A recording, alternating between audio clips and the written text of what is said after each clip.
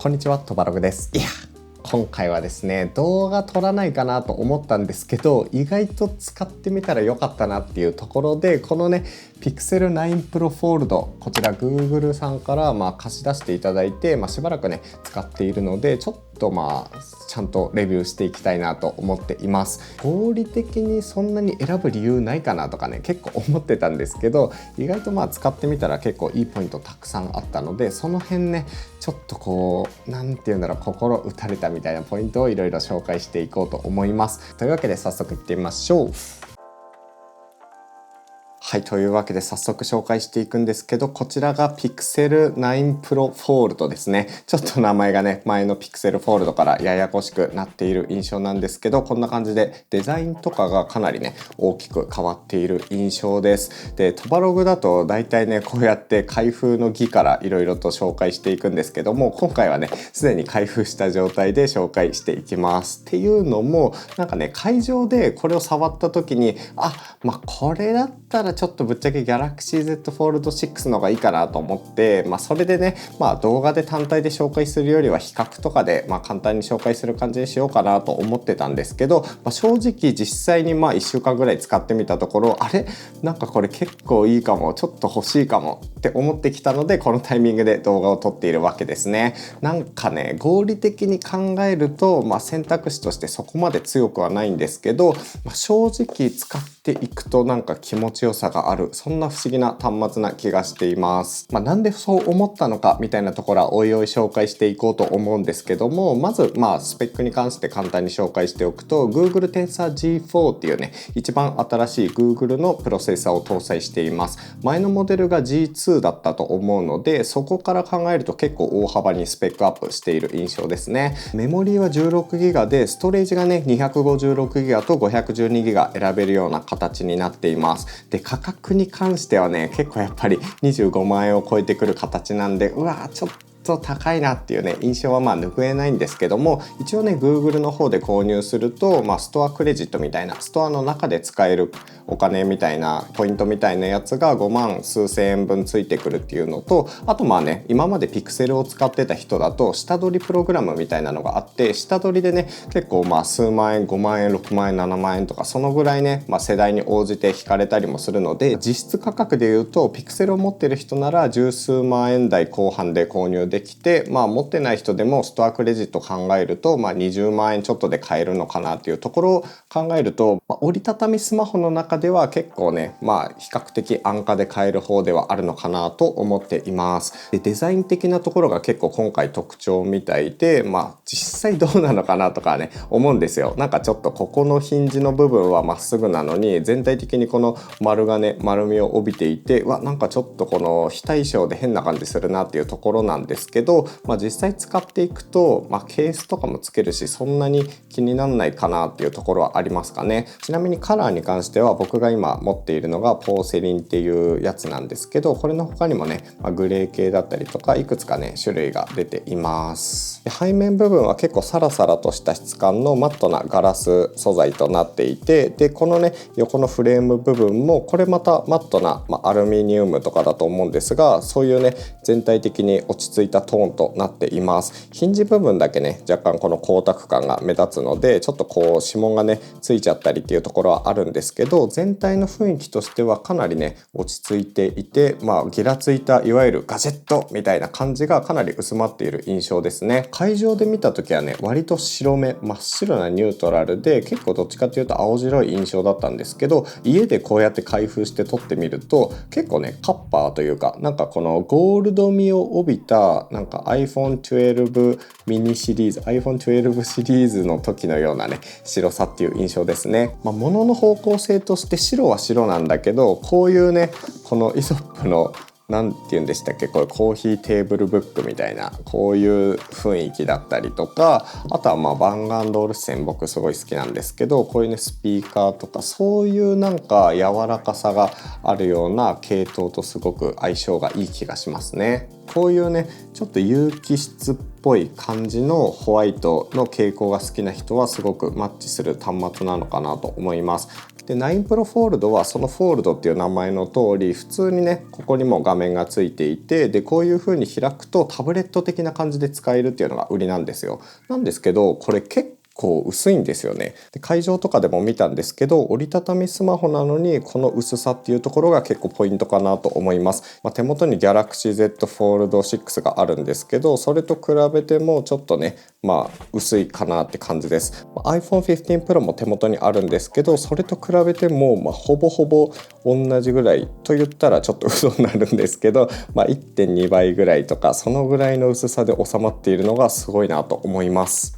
薄さに関してはぶっちゃけケースつけちゃったりするのでそこまで厳密に何ミリ単位で薄くしてほしいとかはないんですけど、ケースをつけた状態でもある程度普通のスマホぐらいで使えるっていうところが嬉しいですかね。で Pixel 9 Pro Fold の場合ここの薄さももちろんすごいいいなと思うんですけど、なんだかんだ使っていてやっぱいいなって思うのがここのディスプレイのサイズ感ですね。折りたたみスマホってぶっちゃけ数年間いろいろと使ってきたんですけどこうね開いて使うっていう時よりも閉じて使う方が圧倒的に多いんですよ。ポケットからこう取り出して、例えば LINE とか通知が来てLINE 来たみたいな感じでこう返信するのとかもわざわざね開いて使ったりとかはそこまでしなくてこの閉じた状態で、メールを返信したりとかあとLINE 返したりあと Twitter とかもだいたい閉じたまんまでやりますよね。Twitter とか簡単なね、調べ物とかを閉じた状態でやるので意外と閉じた状態の、使い方もすごく大事だったりするんですよ。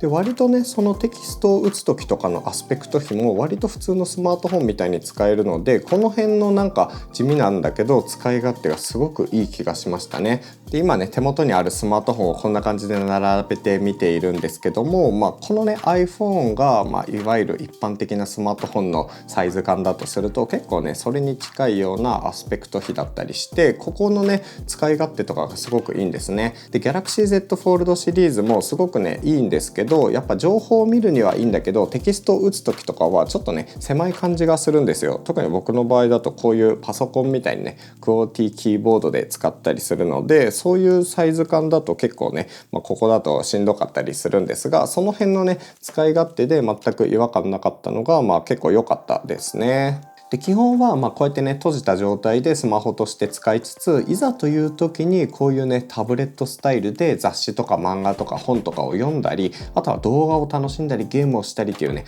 コンテンツがマキシマムに楽しめるっていうところが、本当はこのねフォルダブルスマホのいいところなんですよね。なんですけど Pixel Fold 現状はその辺若干ね難ありだったりします。ちょっとねここ、最初に迷うポイントというか結構他のねスマホ、フォルダブル Galaxy とかと比べてね悩むところなんですけどそこがねちょっと残念ですね。ちょっとね詳しく話していこうかなと思うんですが、例えばね Chrome を開いてこういう Yahoo のページみたいなのを開いてもねフォルダブルなのでこういうねタブレット表示的な感じでスマホじゃないね本当にパソコンと同じような表示でねこのウェブサイトが見られるっていうのはすごくいいんですよね。例えばブログのトバログの方を開いてもこういう風に結構しっかりね、読みやすいスタイルでこう読むことができてこんな感じでもうテキストもねバリバリ読みやすいなこれ最高だなっていう感じなんですけどあとは例えばトバログのね動画とかをこういう風な、パソコンみたいなねスタイルで見つつこの動画ちょっとしっかり見ようって思ったらこういう風にしてクイッてやるとこんな感じでデスクの上に置いて、ご飯食べながらこうね見たりとか、このね操作ボタンがあったりとかで実際にこうバチッとね開いてこうやって見るとすごく大きな画面で楽しめるとかその辺はねなんかいいんですよね。こういうコンテンツを楽しむとかだといいんですけどどっちかっていうと多分フォルダブル欲しい人って、漫画とか雑誌とかそういうのをいつでも気軽に読みたいっていう人だと思うんですね。で結構トバログだとこのね雑誌とかをねよく読んだりするんですけどこの雑誌のなんか表示とかが結構 Kindle だとバグるんですよ。これがすごくもったいないところでありますね。こんな感じで、雑誌をね見開きで読めるのはいいのでちょっと文字やっぱ小さいなっていう時に、こういう風にするじゃないですか。でこういう風にするとなぜかここの示とかがされなくて、でここもね全画面じゃなくてちょっと途切れたりするんですよね。でちょっと途切れたりして、なんかちょっとなんか見づらいんだけどみたいなところとかでさらにねこうやって戻すと、なぜか見開き表示だったものがいきなり消えてしまうっていう、このまんま1ページ表示になっちゃうので、この1ページでドカンとね見たいコンテンツとかがいつの間にかなんかどう頑張っても見れなくなってるみたいなとかが結構ね困りますね。この辺は Kindle の問題っていうのもあると思うんですけど、Pixel のやっぱりね弱みかなとも思います。例えば同じ本をね Galaxy とかで読もうとするじゃないですか。今縦でこういう風にね使っている状態なんですけども、縦で使うとこうね普通の1ページ表示で、細かい文字もしっかり見えるっていうところですね。で見開きで見た方がこのページ絶対いいなっていう時にクイッてこうやると、この状態ですごく見やすい見開きになるんですね。上下がね切れてるところに関してはしょうがないかなってところなんですけど、見開きで見たいページはこんな感じでドカンと見つつ、文字ちゃんと読みたいっていう時にこうするとね、そのまま何を考えることもなくねちゃんと 100% 表示してくれるんですよね。この辺がフォルダブルスマホすごくいいなってポイントなんですけど、ピクセルに関してはそこが結構弱いっていうところですかね。これでなんか謎の表示になってこうなってみたいな。一応このアプリの表示を4対3にしたり16対9にしたりとか全画面にしたりっていう設定もあるんですけど、なぜかね、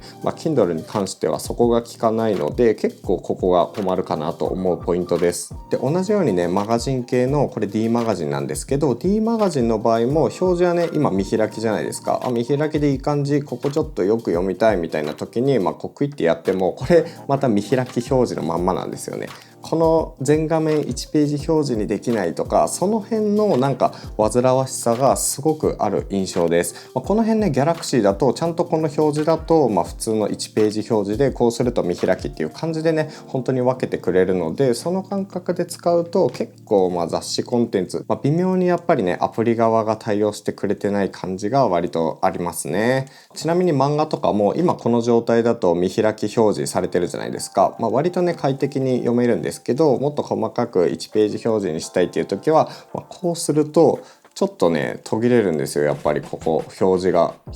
ちょっとね、上下が切れちゃう形になっていて、なぜかここが表示されていないみたいな、やっぱ1ページ表示きついから見開きにしようってなると、なぜかこうするとねまた同じように見開きに戻らないっていう、この辺のねやっぱ煩わしさがすごく感じているところですね。僕の場合フォルダブルで開いた時の使い方のほとんどがね、雑誌を読んだり漫画を読んだりとかそういう使い方だったりするので、ここの表示の不安定さみたいなところがすごく気になるところではあるかなと思います。やっぱ物議を醸すのがこのアスペクト比ですよね。結構日本人からするとちょっとやっぱ微妙だなっていうのがすごくあって、っていうのも漫画を読んだり雑誌を読んだりとか、そのね表示サイズがコンテンツに合わないんですよね、この1対1っていうのは。で1対1のスマホで言うと、昔ブラックベリーパスポートっていうね真四角のスマートフォン Android 搭載したのがあったんですけど、それもめちゃくちゃ見づらかったんですよ、真四角であることによって。でアプリの表示とかも切れてたりして、なんかねすごい違和感があって、なんで、このアスペクト比搭載したんだろうっていうのをねちょっと考えてみたんですけど、僕なりに、基本的な使い方としておそらくアメリカは分かんないですけど、結構海外の人とかって一括りにしちゃうのはねもちろんダメなんですけど、割と日常的に使ってる人たちを見ると Kindle を読むにしても大体活字の本なんですよね。こんな感じで活字本をKindle で読んだりとかタブレットで読んだりしていて、漫画とか雑誌をこのビーチとか日常的に読んでるみたいな人ってほとんど見たことがなくて、そこの使い方の違いが一番大きいのかなっていう気はしますね。普通に雑誌とか漫画じゃなければ別に同読んだとしても普通に Kindle でも読みやすいんですよ、こんな感じで。で基本的な使い方として、活字本だったら全然ね多分開発段階でも違和感がないと思うし、むしろ例えばねこういう風に2画面で使う時にそれぞれを普通のスマートフォンぐらいのサイズ感で使えるっていうところで、そこがやっぱメリットだと感じてこれを世に放ってると思うんですよね。だってこれ開いた状態でほぼほぼこの片方の画面で iPhone サイズなんですよね。この感じでこのアスペクト比を普通のスマートフォンとして表でも使いつつで、開いた状態でもどっちかというとコンテンツを楽しむっていうよりかは作業の効率化とかいう意味で、こっちでね、本を読んだりドキュメントを表示して、こっちでメール返信画面とか、あとメモ帳の画面とか、そういうね、開いた使い方をするって考えると、確かにこの表示サイズってすごく合理的なのかなっていう、その方面で見るとねすごく思います。例えば Z Fold 6を表示すると、これもね結構縦長になっちゃうんですよね。表の画面が割と縦長なので、そこをね踏襲したというか同じような形で縦長で使うので、あんまりこの2画面表示使ってなかったんですけど、確かにこれだと割と普通のスマホを2台並べているような感じなので、使いやすさはあるのかなという感じがします。ただコンテンツ消費をしたい僕たちにとってはナンセンスというか、なぜこのアスペクト比にしたんだろうっていう感じなんですよね。多分2画面で使うとめちゃくちゃいいし、活字本を読むってなったら割と全然問題ないしで、おそらく本国のデザインをした、設計をした人たちはそういう風に作ってるんじゃないかなと、個人的な意見ですけど勝手に予想しています。そんな感じで使ってるんですけど、なんで9 Pro Fold これ結構いいのかもと思ってこうやって動画を回してるかっていうと、なんか普段の使い心地が結構気持ちいいんですよね。これなんかすごい感覚的な話で、動画にする時にね言語化するの割と難しいなと思ってどうしようかなって感じなんですけど、なんか例えばこうやって手に持つじゃないですか。こうやって手に持った時のこのサイズ感とかもすごくね手に馴染みが良くてしっくりくる感じがあるし、でもちろんね閉じた状態でもさっきメリットみたいな感じで紹介した通り使いやすいっていうのもあるし、で一番なんかいいなみたいなところで言うと、やっぱこの指紋センサーとか、指紋でこうカチッてやった時にパキッみたいな、この分かりますかね、なんかこのバイブレーションがパキッっていう感じなんですよ。パキッっていう感じが結構気持ちよくて、例えばこう上に上げる時とかも物理的にこうなんか物を掴んでシュッてやってるかのようなこのバイブレーションの効きみたいなのがすごく気持ちいいんですよね。本当に地味なんだけど、例えばここを押す時とかもクリック感とかがパキッパキッってあるんですよ。でこれを入力する時も本当になんかすごくねいいバイブレーションを使ってるというか、結構高いスマートフォンかどうかってバイブレーションの質とかで分かったりすると思うんですけど、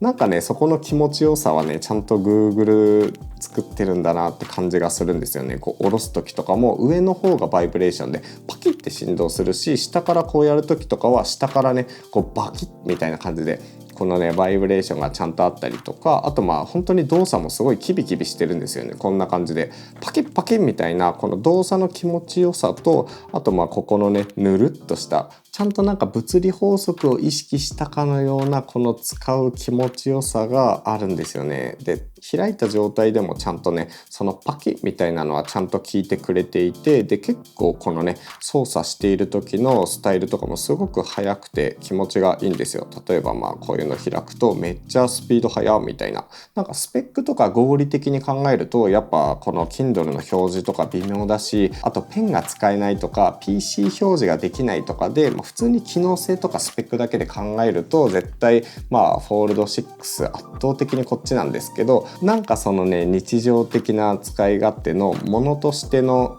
気持ちよさみたいなのが結構あるので、そこでなんか使ってていいかもなって思ったポイントですね。スペックとか合理性で考えると、この辺って無視されがちなんですけど、道具として考えると意外とここって重要なのかなっていうのがね今回気づかされたポイントですね。抽象的なレビューな感じなんですけど、意外とこれ分かってくれる人も多いんじゃないかなとかは思っています。であとこのヒンジの部分、これね薄さはもちろんなんですけど、この畳んだ時の気持ちよさが結構ありますね。ハードカバーのちょっと分厚めの本をこうパフって閉じたかのようなこのパフ感、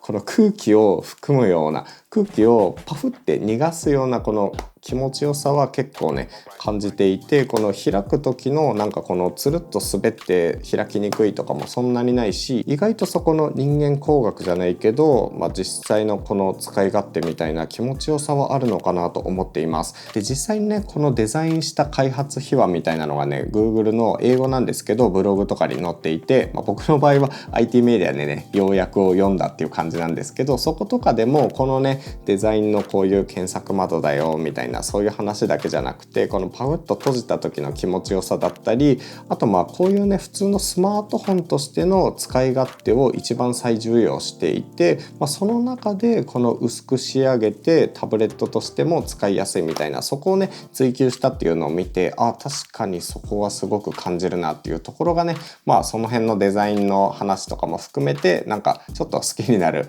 ポイントですかね。実際にね発表会で見た時とかはちょっとネガティブな印象というか、普通よりも選びづらいかなっていう感じだったんですけど、意外と日常的に使う気持ちよさがすごくあるかなと思います。っていう感じでね画面の話いろいろしているんですけども、あといいなと思うポイントは結構カメラ周りですかね。結構カメラもめっちゃいいっていうわけではないんですけど、普通にね結構綺麗な写真が撮れます。ここのね広角カメラと、あと超広角カメラと、あとこれ5倍ズームがね一応ついてるんですよね。こんな感じでそんなに画質がすごいいいわけではないんだけど、1000万画素ぐらいで撮れる広角のね5倍ズームが搭載されているので、フォルダブルなんだけど結構ねカメラもそこそこ強いっていうところがいいかなと思います。この辺ぶっちゃけ多分シャオミのね折りたたみの方が全然すごいと思うので、それちょっと試したいなっていう感じなんですけど、そこそこ強い感じですね。いいなと思うのはそんなところですかね。カメラモードで言うと結構ね子供撮るのに嬉しいなっていう機能があって、これちょっとこっちを見てっていう機能があるんですけど、それをね押すと、よいしょ、これすごくないですかこれ。こんな感じで、もうこっち側を見るとこのねカメラモードなんだけど、こっちを見るとこのなんか赤ちゃんとかがすごい気になるようなこの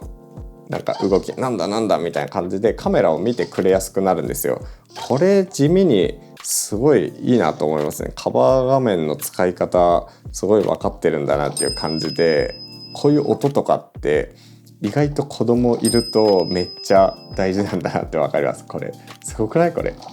かわいい。結構これすごくて、スタジオアリスとかああいうところ行くとちゃんとねアンパンマンの人形とかでうーとかパウパウパウってやって赤ちゃんの顔こっちに向かせて撮るんですよね。で意外とそれをねやるのって結構、このね外でやるの大変なんですけど、これでやってくれることで結構しっかりめにね笑顔の写真が撮れたりするので、そこはねちょっといいなと思うポイントです。めっちゃ地味なんだけど日常使いでは意外と使うポイントですかね。はい、でちなみにバッテリー持ちなんですけど、バッテリーに関してもやっぱフォルダブルっていうところで結構持つ気がしますね。実際にこのアプリを入れたのが9月6日なんですけど、そこからね9月8日の中盤ぐらいまで充電しなくて 25%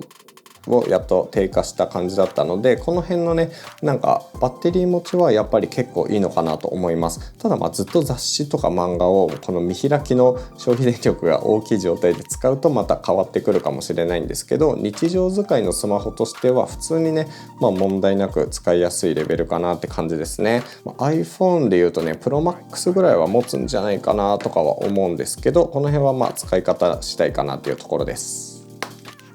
はい、という感じで Google Pixel 9 Pro Fold について実際にね使ってみた感想を紹介しています。ちょっとね中でも紹介したんですけど、やっぱ雑誌とかそういうコンテンツをね読んだり楽しんだりっていう方向性で見るとね、うわこれすごい残念なんだけどっていうね感じで、できることもそんなに多くないし、ペン使えないし PC モードできないしっていう感じで合理的に考えるとねやっぱ選ぶ理由ってそこまでなかったりするんですけど、実際に使ってみてこのねなんていうかこのパキっていうところとか、この動作のヌルヌルするところとサクサクするところのね使い分けだったり、その辺の気持ちよさがピクセルシリーズそんなにねちゃんと触ってこなかったんですけど、この辺の気持ちよさとかはめっちゃしっかり考えて作られてるんだなっていうね印象がすごくありますね。はいっていうところで今回はこの動画終わりにしようと思います。